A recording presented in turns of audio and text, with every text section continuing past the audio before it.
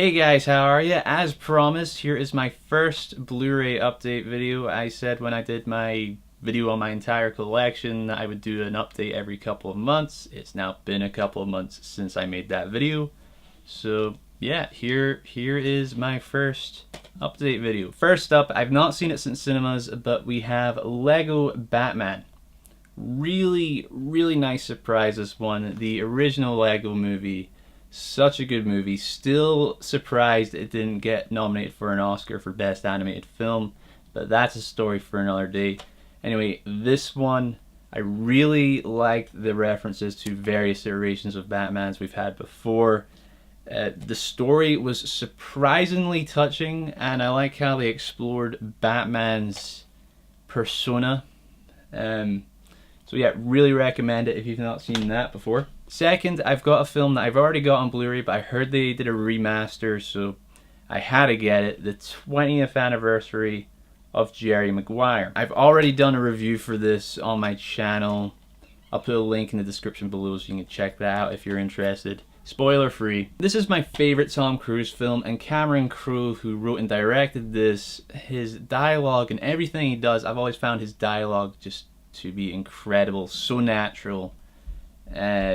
So yeah, recommend that film again. Review link below if you're interested. Next up, we have La La Land. Very good musical. I didn't love it as much as others, I know, but I still enjoyed it enough to get it on Blu-ray.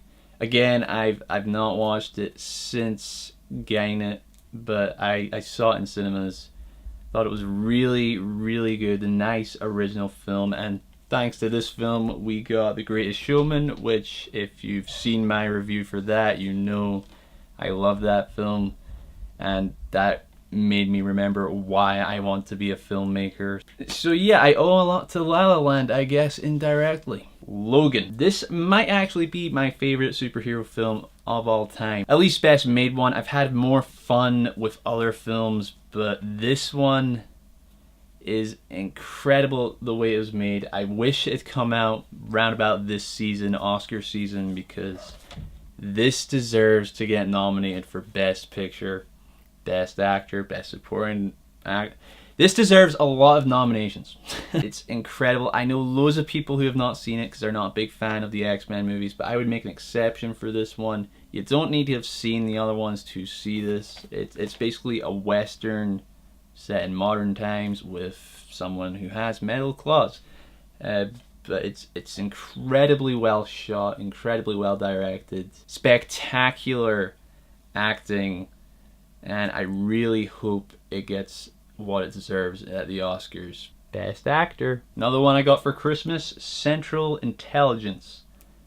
Really was not expecting anything from this movie, but I really had such a good time with this one. Could not stop laughing. I've seen it twice. Laughed just as much both times. No matter how many times I see young, fat Dwayne "The Rock" Johnson, it's something about that. It's just so funny to me. I don't know why. Definitely a good fun film that you can just switch your mind off to and just enjoy the hell out of. Next one, Moana. Probably my favorite Disney film from recent times. I've seen this a few times. Music is great. The animation in this is awesome. Another film with The Rock, funnily enough, he can actually sing. You're Welcome, such a good song. I've shown that to so many people who have then gone, I need to see this film. They see it and they love the movie. So there's not really much I can say about this. It's not already been said online, but incredible movie.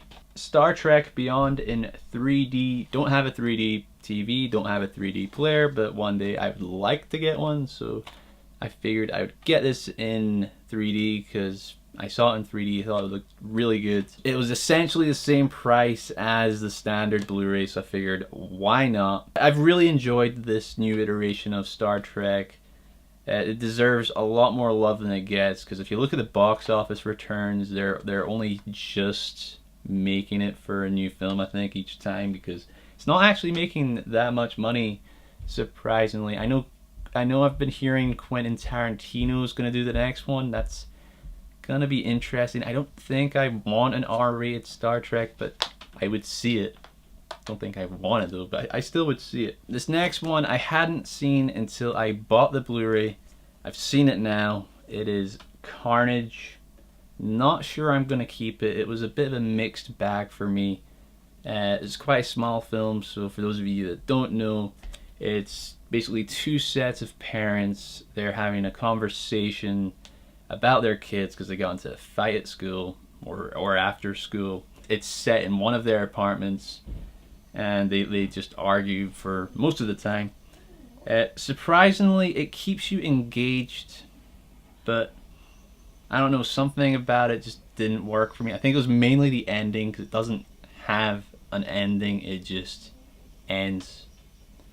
So I was a little bit disappointed by that. But I was surprised how engaged I was throughout. It's got a really good cast as well. You got Jodie Foster, Kate Winslet, Christoph Waltz, and John C. Reilly. So I don't know if that sounds interesting to you. Check it out. Check it out. Okay, another one that was set pretty well all in one location, Refire. Again, didn't see it until I owned it, but I really enjoyed this one. Not sure how much I'd rewatch it, but for what I paid for it, I'm happy I have it. It's got a really good cast. It's got Brie Larson, Armie Hammer, Cillian Murphy, so that's just to name a few. There's like 20 people in this film. There's a lot of people in this film. And surprisingly, for a film that's basically just people shooting each other in a warehouse for an hour and a half, it's a really good time. And also, if you're a filmmaker or you want to be a filmmaker or just a movie fan, really, I'd recommend checking out the making of featurette for this film. Really cool seeing the behind the scenes of that one. It shows you how they filmed all the action scenes and just how they came up with the film and stuff. Really good, really good. Next is an older film, 12 Monkeys. This came out in, I think, the 90s? Yeah, 95. Stars Bruce Willis. It's a Terry Gilliam film. It's got Brad Pitt in it as well. One of Brad Pitt's better roles, definitely one of his more unique roles. The Fisher King is one of my favorite films of all time. Terry Gilliam made that as well. And I just realized I'd never seen this film before. Heard so many good things about it. Terry Gilliam wrote and directed this one, so definitely was gonna get this one day, and finally I did. It's not a cheery film though. It's not a happy film, so be warned, don't watch this if you're not in a good place, because you're not gonna leave it very happy. It's an excellent film, it's an excellent ending, but it's not very upbeat, so you've been warned. And the final film I picked up, still have a couple more TV shows, but we'll get to them in a second, but the final film, Hell or High Water.